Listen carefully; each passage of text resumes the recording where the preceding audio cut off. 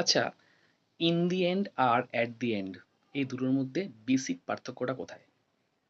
In the end আর at the end এই দুটোই অ্যাডভার্বিয়াল ফ্রেজ, কিন্তু তাদের ইউজটা ডিফারেন্ট। লাইক দেখো, ইন দি এন্ডে কি হয়, ইন দি এন্ড যখন আমরা ইউজ করি সেক্ষেত্রে পার্টিকুলার বা খুব স্পেসিফিক কোনো টাইম মেনশন থাকে না। লাইক ধরো একটা serial, it can run up to a month or sometimes a year or a few years. তো সিরিয়াল ধরো শেষ হলো, যে কোনো টাইমে শেষ হোক, তারপরে এক্সাম্পলটা ধরো দিতে পারি, সেখানে কোনো টাইমের কিন্তু মেনশন নেই, সেক্ষেত্রে আমরা বলতে পারি in the end of the serial বা in the end, simply in the end the family members were reunited. এবার ধরো অ্যাট দি এন্ডটা কোথায় ইউজ করবো? ধরো এক্সাম বা কোনো ম্যাচ, এগুলোর তো একটা পার্টিকুলার টাইমে স্টার্ট হয় বা ডিউরেশন থাকে বা শেষ হয়।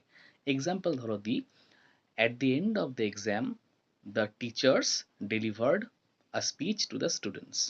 বা after the match, sorry, at the end of the match, the players were awarded. Okay, so in the এন্ডের সঙ্গে কোনো স্ট্রিক্ট টাইম মেনশন থাকবে না, হোয়ারাস অ্যাট দি এন্ডে খুব স্ট্রিক্টলি টাইম মেনশন থাকবে। যে ক্ষেত্রে টাইম মেনশন থাকবে সেইটা শেষ হওয়ার পর অ্যাট দি এন্ড, আর যেখানে টাইম মেনশন থাকবে না যখনই শেষ হোক তারপরে বোঝাতে, সেটা শেষের পরে বোঝাতে আমরা ইন দি এন্ড ইউজ করব। ওকে।